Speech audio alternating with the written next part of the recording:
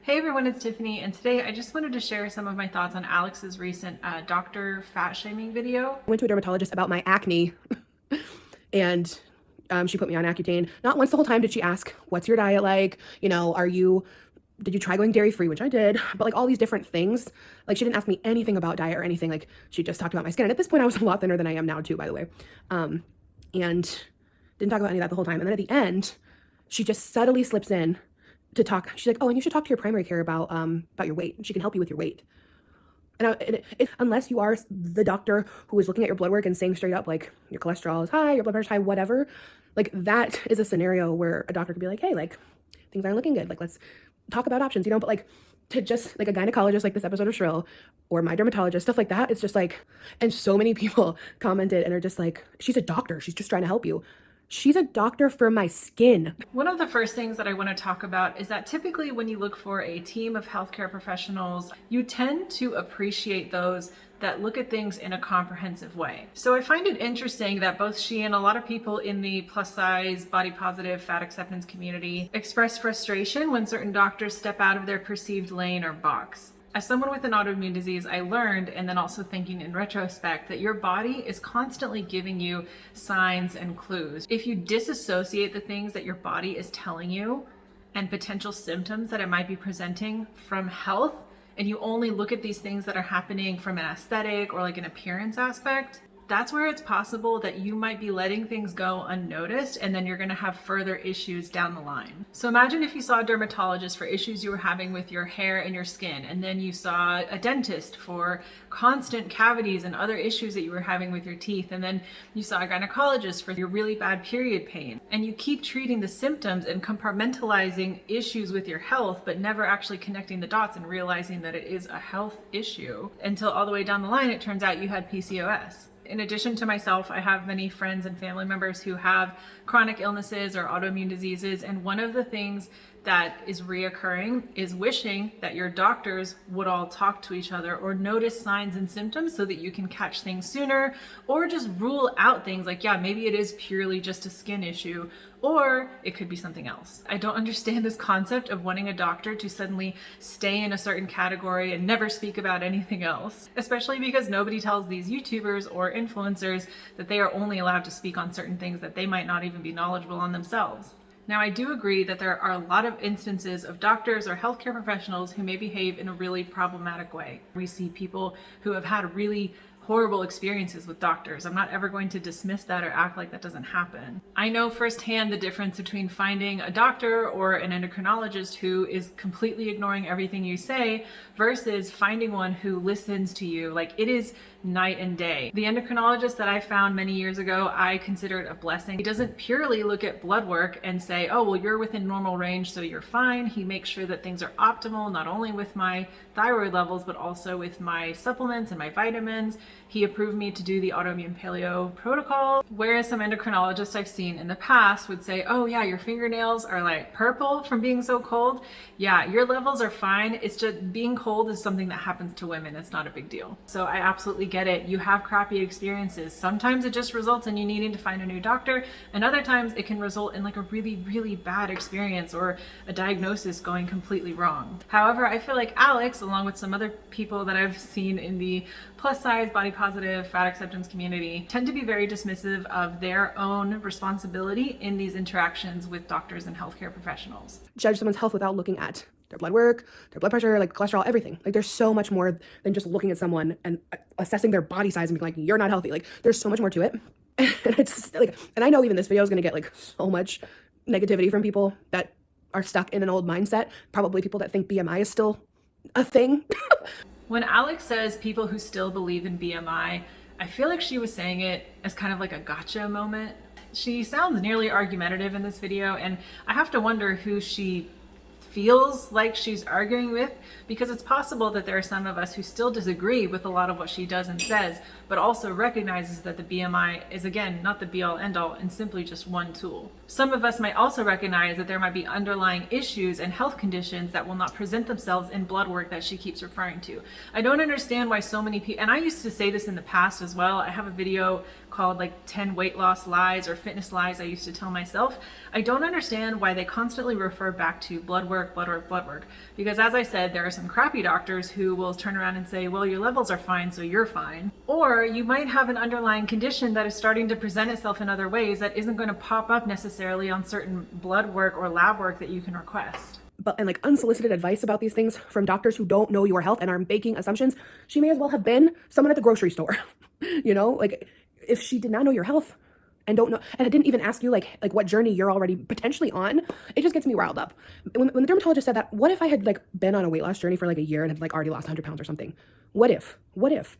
And you say that, you don't know me. You don't know my diet. You don't know my health. Like when she says, what if I had lost 100 pounds, like hypothetically, when I lost my first 20 pounds, I was not so shaken by someone potentially not thinking that I had lost that weight. I find it interesting that she is so invested in what strangers think when strangers don't deserve that kind of information. If it's a stranger on the street yelling at you and harassing you, yeah, it's horrible. It's not right. But they're probably a jerk and they're probably would have insulted you in some other way as well.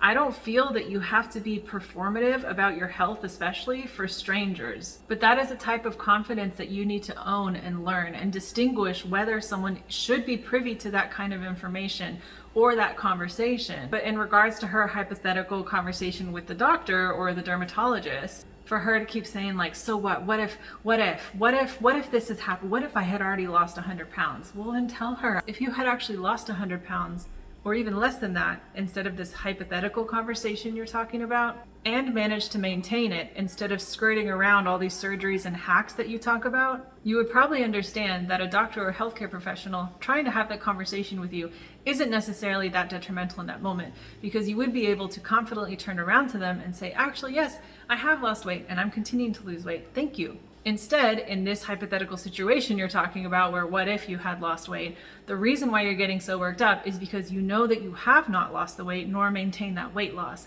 So it's not actually a detriment, just merely hurting your feelings and upsetting you in that moment. And the thing is, if you're insecure about that, I think a lot of people in your audience would probably respect that honesty coming from you instead of like, love yourself, I love myself, like I love my curves, I love my fupa, da da da da. Because right now, I don't feel that Alex is necessarily acknowledging the insecurity that she feels and her inability to own those conversations or experiences, even if they're just hypothetical, and instead is just placing the onus and responsibility entirely on someone else.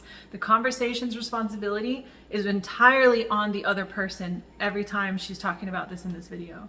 If coworkers or acquaintances or friends are giving you unsolicited commentary and advice about your health and you don't want to talk to them about your health, recognize it as unsolicited, determine that it's unwarranted, and figure out where to go from there. Own the confidence that you claim that you have. I don't like to tell everyone that I have an autoimmune disease, and I certainly at this point in time am not really keen on telling people why I'm limping whenever I come into work. So it's not that much of a muchness for you to turn around and say, oh yeah, you know what, I'm actually like not really into talking about that kind of stuff, but hey, like let's change the subject to something else. I don't even know how reliable of a communicator I feel she is, seeing as how she's kind of flip-flop a few times on like the surgery she recently came out about, whether it was a paniculectomy, if I'm pronouncing that correctly, versus a tummy tuck. Are you having these conversations with your doctor, or are you just letting it be completely one-sided, and then what the doctor is telling you, are you actually retaining it? Part of advocating for your own health, which everyone should do, is taking ownership in those situations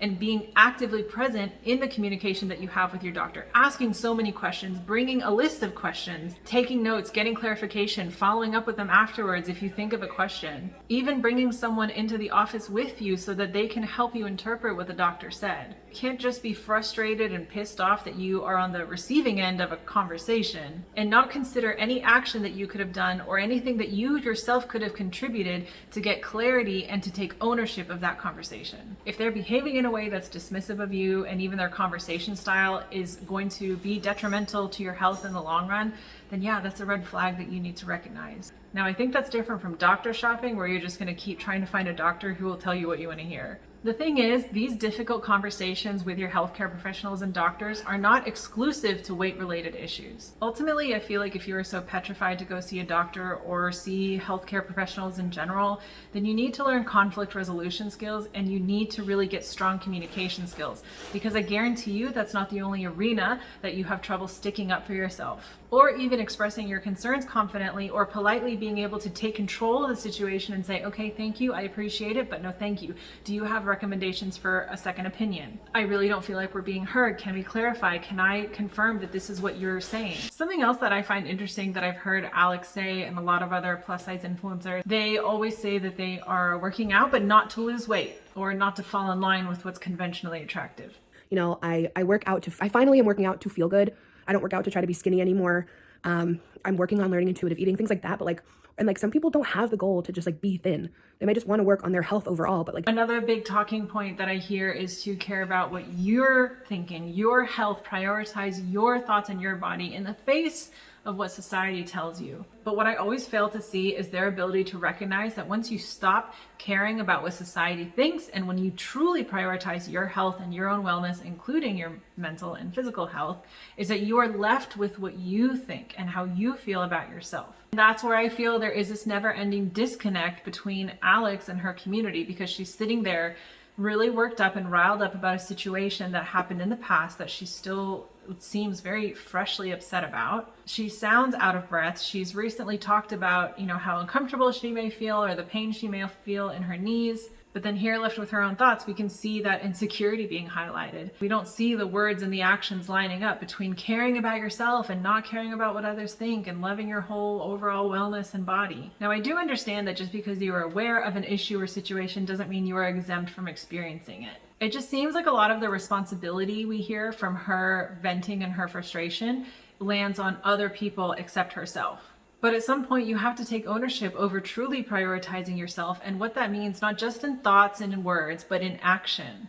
I also think that it's really hard-headed to think that any advice or opinion that other people could give you is not ever going to be as good as what you already currently know. That to me seems like stagnation. Even if you disagree with what people say in the end, even if it was unsolicited, I think when you come from a place of confidence and ownership of your own self, even if you're learning to be more confident and trying to deal with any insecurities you may have, at the very least, you understand the concept of hearing what people have to say, taking what you like, figuring out what works for you, and growth instead of just staying stagnant. One thing that Alex touched on was associating fatness or looking fat with negativity, having that direct correlation with someone who is overweight between being disrespectful is problematic. This is falling under the umbrella of fat phobia, not that you're necessarily afraid of fat people, but that you have these potential negative associations that you may subconsciously or consciously have towards fat people that can be harmful. A lot of other plus size YouTubers have touched on this, but I find it interesting that here we see Amberlynn Reid engaging in this form of fat phobia. It's really cringy when I see little kids do this, where they're draw on a unibrow and put pimples all over their face and put braces on. And again, it's just a really weird old school stereotype to have, oh, people with facial hair and acne and braces are considered ugly. It's very Princess Diaries, take off the glasses and suddenly the girl's prettier. But here Amberlynn is doing it with being fat.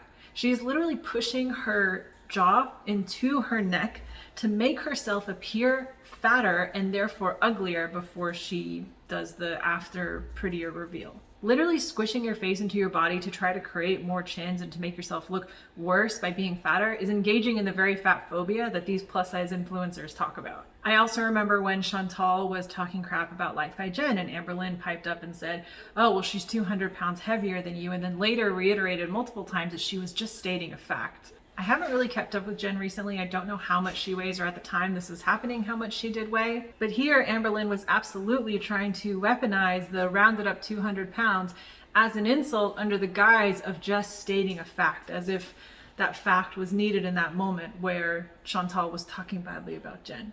Again, engaging in the exact form of fat shaming that they would call other people and doctors out for. While there may be some insults and fat shaming from doctors regarding talking about your weight, probably majority of the time, whenever they are talking about you to your weight, they're not sitting here talking badly about you and your character. They're discussing it legitimately in a factual way. So I always find it interesting that a lot of these rants and conversations about fat phobia or discriminatory behavior towards your weight tend to be very one-sided as far as actionable responsibility. And the onus is always placed on the outside person as far as society, doctors, strangers. No, I'm not saying that Alex should have called out Amberlynn. I don't even know if Alex knows who Amberlynn Reed is, but I just think if you have this much energy to talk about a TV show that you're going to tag over and over again. Just want you all to know you're not alone. Watch this damn show if you haven't already. Oh, I just related to this episode so hard. And I don't even know if I'm making any sense, if I'm just rambling at this point, but like, Shrill, you did it again. Oh my God, I just finished Shrill last night, the last episode. And I'm like, how am I going to go on? Like, that show was just like, it truly was just such a powerful show that all of us plus size people really, really needed. They crushed it yet again. But I hope there's going to be more shows like that.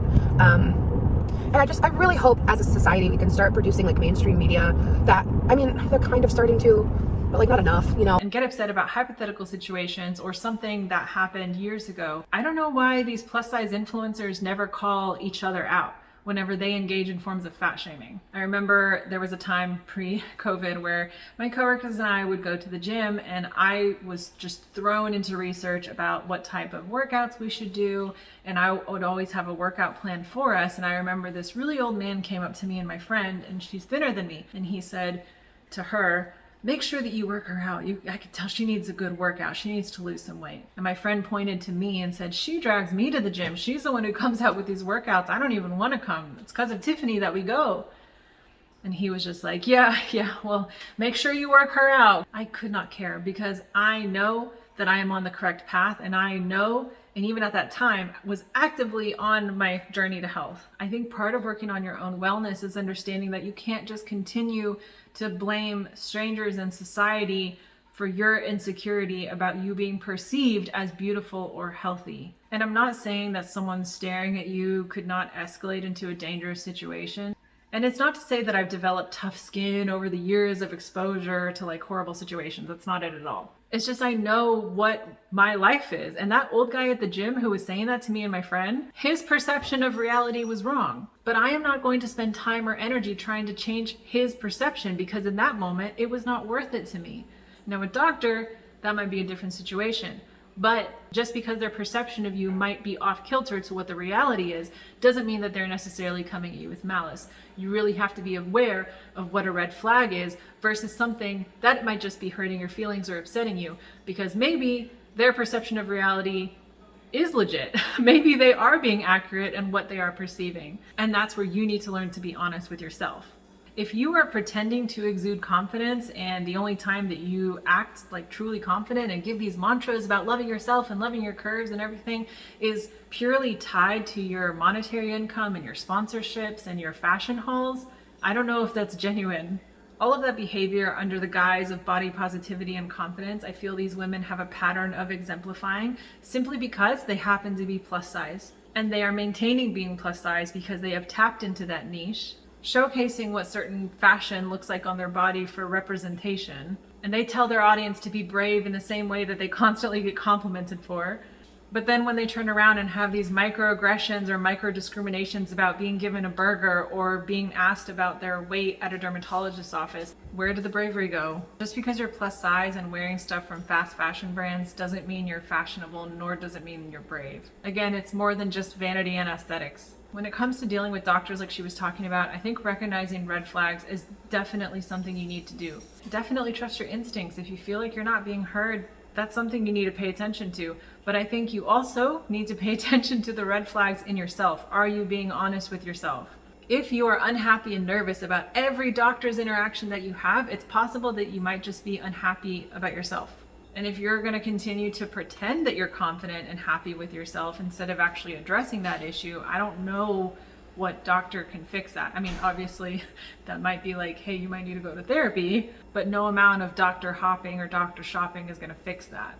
No professional in the world is going to change your mentality on these potentially false expectations that you are making a reality because of your own lack of self-reflection. I don't think Alex understands the privilege that she holds in these situations. The amount of doctors that I've seen be completely rude to people because the patients are foreigners or they don't speak English as a first language. That's not a hurdle that she has to jump over as a white American woman. And I'm not trying to diminish what she feels. Again, she's speaking as if it's still really like fresh, like the emotion is really fresh in her mind. But I just find it weird that she's continuously tagging Shrill both on YouTube and on Instagram. Like, I don't know what kind of engagement she was trying to get out of it.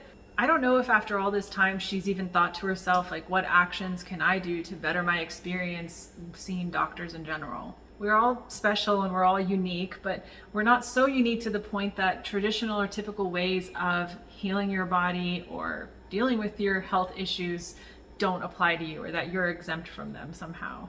Even with my Hashimoto's, I've said this in other videos, yes, my immune system attacks itself.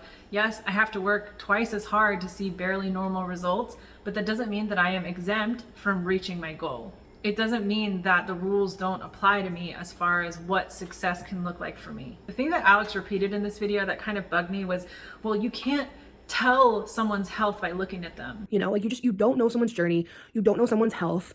Like, so disheartening to have someone just make assumptions about your health. As someone with an invisible illness and someone who has friends and family members with other chronic illnesses that are not visible to the eye, I really don't understand why she uses this as such a big talking point. Because as far as I know, she doesn't have any issues that she has revealed to us that are underlying that could affect her weight or her health. The phrase and the concept that you cannot tell what's wrong with me by looking at me is something that I took to heart when I first became diagnosed. The more I started learning about my autoimmune disease, the more I realized how relevant that was to myself and other people who identify as like Spoonies, because it applies so much in my daily life. Just with my autoimmune disease specifically, there are so many symptoms of it that you have to manage. I feel like Alex is taking this concept of not judging someone's health based on their appearance, like you can't tell what's wrong with me by looking at me, and twisting it, taking it back to appearance or vanity-based judgments rooted in her own insecurities. I'm sorry if I sound riled up, but I'm so sick of people like Alex and other people in the plus size, body positive, fat acceptance, whatever community, waving this flag of, hey, you can't judge me based on my appearance. You don't know my health based on my appearance, as if she has some kind of health issue that affects her. And as someone with an invisible autoimmune disease that is never going away, it is not something that I would ever try to weaponize. I would never try to be like, gotcha, you can't judge me. You gotta take back your judgment. It's something that I've learned to grow and accept about this. I've immersed myself in education about my disease, figuring out how I can live my life to the best fulfillment possible. Then you have Alex saying, you can't tell what's wrong with me by looking at me. Which is it? Is your health good or is it bad? And yeah, I don't know if I'll ever consider myself healthy. My immune system will always attack itself. So all I can do is work my hardest to be as optimal as possible. But sometimes just because you're plus size like Alex doesn't necessarily mean that you have something wrong with you. Sometimes you just might be not taking care of yourself. And I don't think that gives them an excuse to try to use the same type of rhetoric as if they do have something wrong with them that prevents them from being at their best possible health. And then on the flip side, not take any accountability or responsibility for even conversations that they have. All right, guys, that's all my thoughts. Let me know your thoughts. I'd love to know what you think down below. And wherever you're in the world, I hope you're having a beautiful day. Bye.